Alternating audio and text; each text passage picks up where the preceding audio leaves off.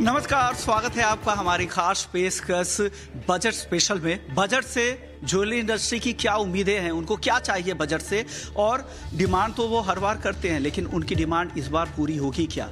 क्या इस बार जो नई सरकार बनने के बाद उनकी कौन कौन सी मांगें पूरी होने वाली हैं? पूरी मांगों के साथ हमारे साथ तमाम ज्वेलर्स। मैं जवेरी बाजार में हूं, एशिया का सबसे बड़ा ज्वेलरी मार्केट है, और यहाँ पे तमाम बड़े ज्वेलर्स यहाँ पर मौजूद है।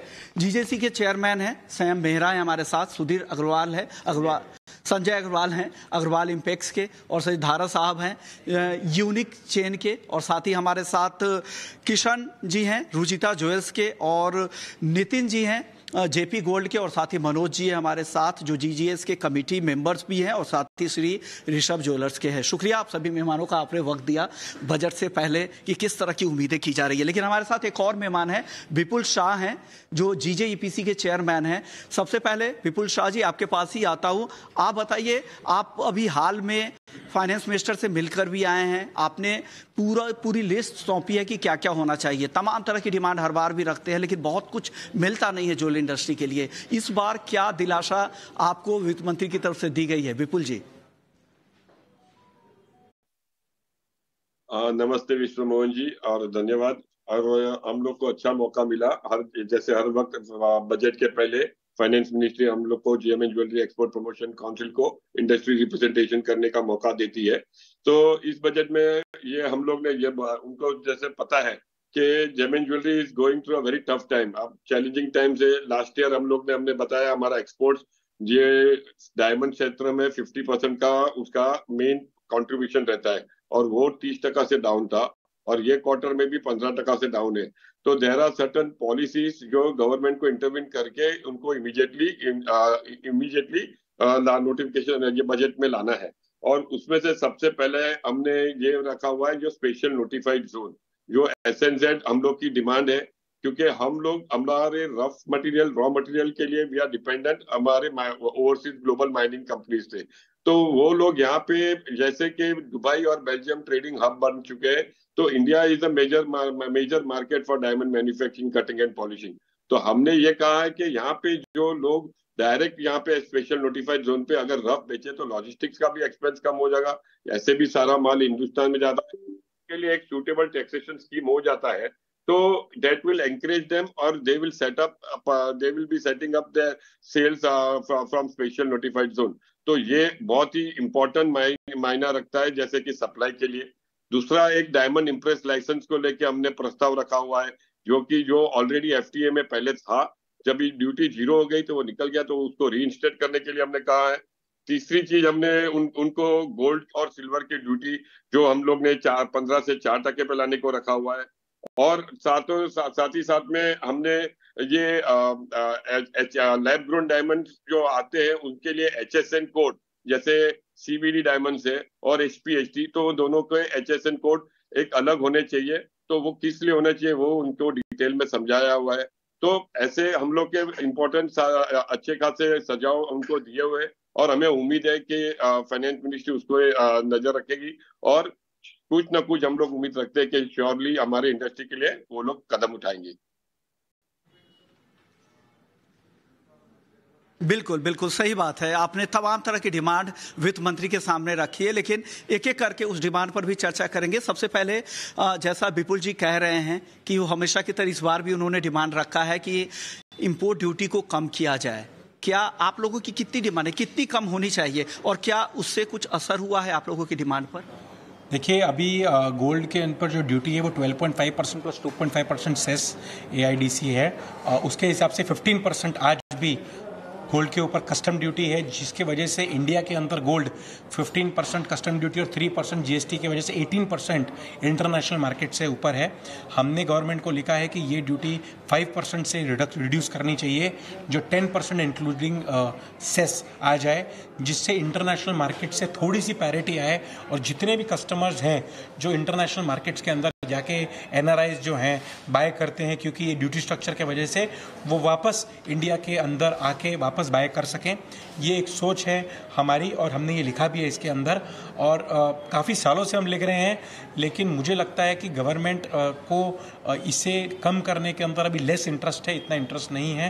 लेकिन हम फिर भी हमने ये मांग रखी है, उससे जो स्मगलिंग हो रही है जो इंडिया के अंदर काफ़ी टनों के अंदर, उसके अंदर काफ़ी चेंज आएगा, क्योंकि आज 7 to 8% स्मगलिंग कॉस्ट जो है वो अगर 10% के तक अगर कस्टम ड्यूटी आ जाए पूरी सब कॉस्ट लेके, तो काफ़ी फ़ायदा होगा। 800 टन्स का जो इंपोर्ट है इंडिया के अंदर, और मुझे लगता है कि 100 टन्स के आसपास अगर कुछ स्मगलिंग का अब अमाउंट भी आता होगा तो वो वापस बुक्स के अंदर आ जाएगा और इकोनॉमी बुक्स के अंदर आ जाएगी, और जितने ऑर्गेनाइज सेक्टर हैं इंडिया के अंदर वो और भी स्पीड से बढ़ेगा। अभी 42% ऑर्गेनाइज्ड रिटेल कॉर्पोरेट्स हैं, 60% इंडस्ट्री ऑर्गेनाइज्ड है, लेकिन कस्टम ड्यूटी रिडक्शन से further more 80 to 85% organise sector के अंदर बिजनेस आ जाएगा, जो आज की सरकार भी यही चाहती है और इंडस्ट्री का नए यूथ भी यही चाहता है, और जो भी यूथ बाकी इंडस्ट्री के अंदर जाना चाहता है वो भी यही चाहता है कि वापस ये जो इंडस्ट्री ऑलरेडी बुक्स के अंदर आ गई है ज़्यादा, वो वापस 95 to 100% वापस इस बुक्स के अंदर आ जाए। ओके, बहुत सारे लोग उम्मीद में बैठे हुए हैं कि इंपोर्ट ड्यूटी में अगर कटौती होगी तो सस्ता सोना मिल जाएगा। क्या उनको इस उम्मीद में बैठना चाहिए? क्या आप क्या कहेंगे? नहीं, मुझे नहीं लगता। पहली बात तो हमने ये मांग कर रहे हैं काफ़ी सालों से, लेकिन 2022 के अंदर भी इसके अंदर जो रेट्स हैं थोड़े से बड़े थे, 3% जो ड्यूटी बढ़ी थी, उसके हिसाब से मुझे ये लगता है कि इसके ऊपर विचार 100% गवर्नमेंट को करना चाहिए, लेकिन इसके लिए रुकना ज़रूरी नहीं है। अगर कुछ चांस से अगर ड्यूटी घटती भी है तो इंटरनेशनल मार्केट्स के अंदर जो कॉमिक्स है $2,300 $2,400 जो कॉमिक्स अभी चल रहा है, अगर इंटरनेशनल मार्केट्स ये न्यूज़ को पॉजिटिव लेते हुए उसके अंदर इंटरनेशनली भाव $100-150 बढ़ जाएगा। तो मुझे नहीं लगता है कि इसके लिए रुकना जरूरी है। आपकी बाइंग करते रहें, क्योंकि जो गोल्ड के रेट्स हैं वो वापस $150 to $200 ये साल बढ़ेंगे, और आने वाले सालों के अंदर $3,000 to $3,500 के आसपास भी गोल्ड दिखेगा। तो मुझे नहीं लगता कि अगर थोड़ा सा भी घटे 2-3% वो ऑलरेडी प्राइस के अंदर फैक्टर्ड इन हो सकता है। ओके, तो यानी बहुत ज़्यादा असर नहीं भी होगा, तो इंतजार ना करें, ऐसा सैम जी को लग रहा है। आप बताइए, आप चांदी में डील करते हैं संजय जी, क्या चांदी में भी सिमिलर रेट ही लगते हैं जो गोल्ड के इंपोर्ट पे लगता है? क्या इससे चांदी पर कुछ असर होता है कारोबार पर, या कुछ अलग डिमांड चांदी के लिए आप रखना चाहेंगे संजय जी? नहीं, मैं भी चांदी के लिए भी यही डिमांड रखना चाहता हूँ कि चांदी में जिस तरह से गोल्ड में है वैसे ही चांदी में भी सेम ड्यूटी का स्ट्रक्चर है और वैसे ही GST है।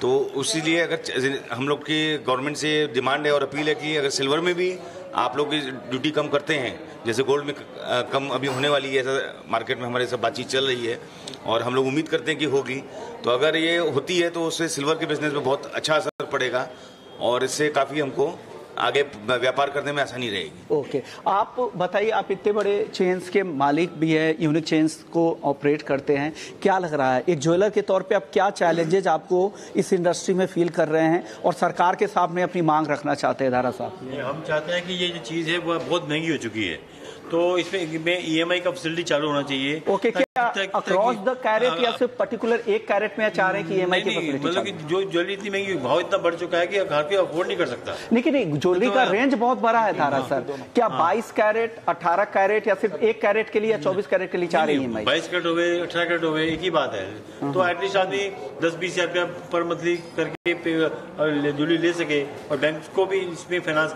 करना चाहिए। ओके, यानी आप चाह रहे हैं कि ज्वेलरी EMI में खरीदने की सुविधा हो ताकि आम लोगों के लिए अफोर्डेबिलिटी बढ़े। जिस तरह से मोबाइल फोन या बाकी व्हाइट गुड्स खरीदते हैं उसी तरह से ज्वेलरी भी खरीदे, क्योंकि ये इन्वेस्टमेंट एंगल है। जब आप एक्सपेंसेस को इस तरह से बढ़ावा दे सकते हैं तो इन्वेस्टमेंट को क्यों नहीं बढ़ावा दे सकते? ये बिल्कुल सही बात है। आपके पास मैं आना चाहूंगा, आप बताइए आपको क्या लग रहा है एक ज्वेलर के तौर पर क्या होना चाहिए इस इंडस्ट्री के लिए, और बजट में सरकार के सामने आपकी डिमांड क्या है? मैं 48 के बारे में बताना चाहता हूँ। अभी 48 में क्या हो रहा है कि लोग अभी बाइक को अपनी पुरानी ज्वेलरी लेके बेचने जाते हैं कई ज्वेलर के पास, तो उनको रिटर्न में खाली कैश बैग मिलता है, खाली 10,000 रुपये मिलता है, तो बाकी का सब चेक से पेमेंट होता है। उस समय क्या होता है कि लोग ऑन द स्पॉट बैंक में जाने के बाद उसका बैंक चेक क्लियर होने में टाइम लग जाता है। तो अभी इमरजेंसी के टाइम में उनको कैश की जरूरत होती है।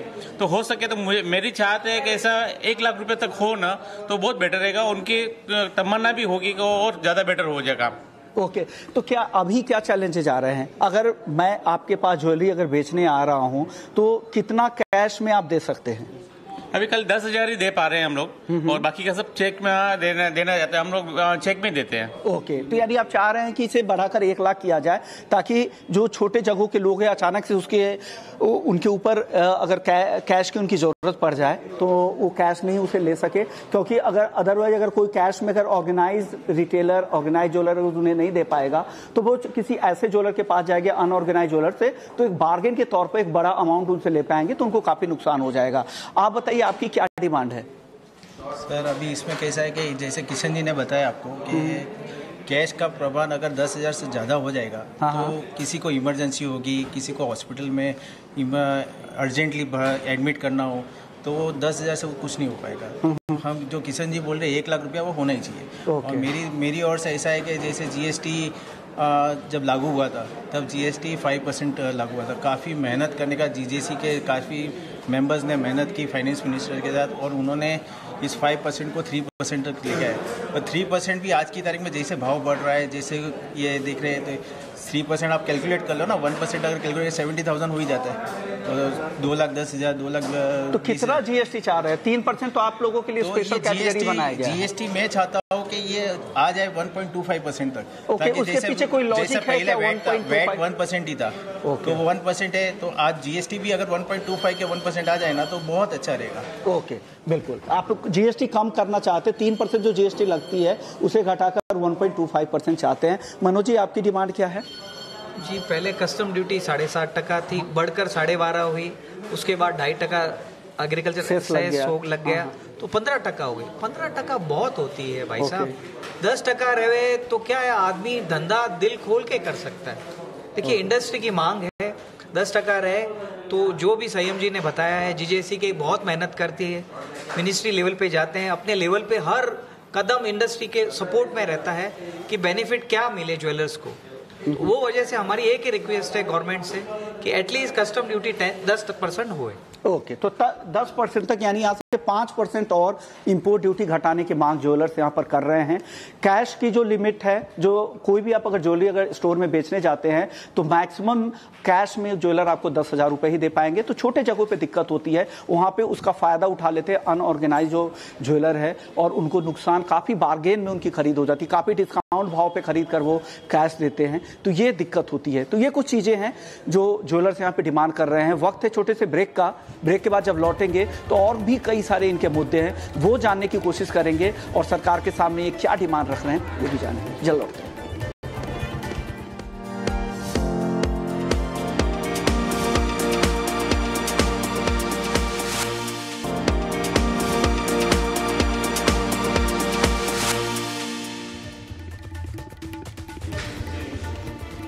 नमस्कार, स्वागत है फिर से आपका। आप देख रहे हैं बजट से ज्वेलर्स क्या मांगे, और हमारे साथ तमाम ज्वेलर ज्वेलरी बाजार के मौजूद हैं। लेकिन विपुल शाह जी, आपके पास एक बार फिर से मैं आऊँगा, छोटा जवाब दीजिएगा। डायमंड इंडस्ट्री को लेकर, खास करके रफ डायमंड से रिलेटेड आपकी कई सारी डिमांड है। इस बार आपने क्या मांग रखी जब आप वित्त मंत्री से मिलने गए थे? जैसे कि आपको हरदम मालूम है विश्व मोहन जी के हम हमेशा ये प्रस्ताव रखते हैं, लेकिन सरकार की खुद उनकी भी उलझना इतनी है, और हमेशा ये रखते हैं, और मतलब हम लोग कोशिश ही कर सकते हैं, लेकिन क्या है कि करंट अकाउंट डेफिसिट को लेके, इंपोर्ट्स को लेके उनका दूसरे और भी वो सब उनको परेशानी जो रहती है, तो वो हिसाब से वो लोग जब भी ड्यूटी कम करने की बात आती है तो वो लोग एक बार तो पीछे हट जाते हैं। बिल्कुल बिल्कुल सही बात है। तो डायमंड इंडस्ट्री के लिए भी ये मांगे काफ़ी अहम है। सैम, आपके पास आएंगे, कई सारे मुद्दे रखे गए। इंपोर्ट ड्यूटी पे बातचीत हो गई, कैश लिमिट को लेकर बातचीत हो गई। कैश लिमिट से जुड़ा हुआ एक और सवाल है पैन कार्ड को लेकर। 2 लाख की जो लिमिट है, आपको लग रहा है कम है या इसको बढ़ाना चाहिए? ये डिमांड भी आप हमेशा रखते हैं। देखिए, पैन कार्ड की लिमिट आज 2 लाख की है। अभी बहुत जगह पर ऐसी बातें चल रही थी कि इसकी लिमिट घटा के 50,000 कर देंगे, लेकिन आज भी हम देखेंगे तो रूरल इंडिया के अंदर कितने लोगों के पास पैन कार्ड है, इतने लोग नहीं है। और आज भी अगर गवर्नमेंट इसकी लिमिट घटा दे तो फिर 90% ऑफ द इंडस्ट्री वापस चले जाएगी आउट ऑफ बुक्स, क्योंकि आज पैन कार्ड 2 लाख की लिमिट है और 2 लाख के नीचे आपको पैन कार्ड देने की जरूरत नहीं है। जीजेसी ये चाहती है कि हम चाहते हैं कि ये लिमिट बढ़ा के 2 लाख से 5 लाख रुपए की कर दी जाए। जब सोने का भाव 20,000 रुपया था तब ये 2 लाख की लिमिट थी, आज भाव 75,000 रुपया हो गया है, यानी 75 लाख रुपए किलो। तब भी वही लिमिट है 2 लाख रुपया पैन कार्ड की, उसको बढ़ा के 5 लाख करेंगे तो काफ़ी जो लेडीज़ हैं जो पर हाउस होल्ड इनकम है, आज मान लो अपने हस्बैंड से पैसा बचा के अपनी पास रखती हैं, उसके बाद वो ज्वेलरी खरीदती हैं, तो वो इसके अंदर से बाहर चले जाएंगी और एक ज्वेलर को भी सुविधा रहेगी वापस उस कस्टमर को ज्वेलरी देने की। ओके, फटाफट से सवाल लेंगे, वक्त 5-6 मिनट हमारे पास है। मैं अब कैपिटल गेन टैक्स के बारे में बात करना चाहता हूँ। क्या लग रहा है, जैसे हम शेयर घर खरीदते हैं फिर उसी को री इन्वेस्टमेंट करते हैं तो हमें कैपिटल गेन टैक्स का फायदा होता है, ज्वेलर्स की कैपिटल गेन टैक्स को लेकर क्या डिमांड है? 54F का एक लॉ है जिसके अंदर कैपिटल गेन टैक्स लागू है। आज अगर सोना एक ज्वेलर के पास मान लो 10 किलो है जिसकी कीमत 5 करोड़ हो गई, अभी कीमत होगी अगर मान लो 7.5 करोड़, तो 2.5 करोड़ रुपए के ऊपर टैक्स लगता है एक ज्वेलर को। आज कभी भी घर खरीदने जाओ तो यहाँ घर खरीदो तो घर खरीदने के बाद घर की वैल्यू बढ़ती है या बाकी दूसरे कोई की वैल्यू बढ़ती है, उसके अंदर टैक्स तो लगता नहीं है। लेकिन ज्वेलर्स अगर अपना व्यापार करके व्यापार ना हो और उसकी इनकम ना बढ़े तो भी उसे टैक्स लगता है, जो उसका 25% या 22% प्लस है या 33% है प्रोप्राइटरी फर्म को, तो उससे भी उसका जो स्टॉक है, उसकी इन्वेंट्री है, वो सालों साल टैक्स में चले जाती है और इन्वेंट्री घटते जाती है। सो हमारी सोच है, हमारी मांग है कि कैपिटल गेन टैक्स जो रेट बढ़ता है उसके ऊपर ना लगाई जाए और इसके ऊपर रिकंसिडर किया जाए। गोल्ड मोनेटाइजेशन स्कीम के बारे में बताना चाहूँगा एक पॉइंट लास्ट, कि गोल्ड मोनेटाइजेशन स्कीम है जिसके अंदर इंडिया के पास घरों के अंदर 25,000 से 30,000 टन सोना है। बिल्कुल, वर्ल्ड गोल्ड काउंसिल की रिपोर्ट है। और हम चाह रहे हैं कि आज अगर 800 टन ऑफ गोल्ड इंडिया के अंदर इंपोर्ट होता है हर साल, अगर गोल्ड मोनेटाइजेशन स्कीम जो सरकार ने लगाई थी 2015-16 में, उसमें सिर्फ 12 से 13 टन सोना ही अभी तक आया है।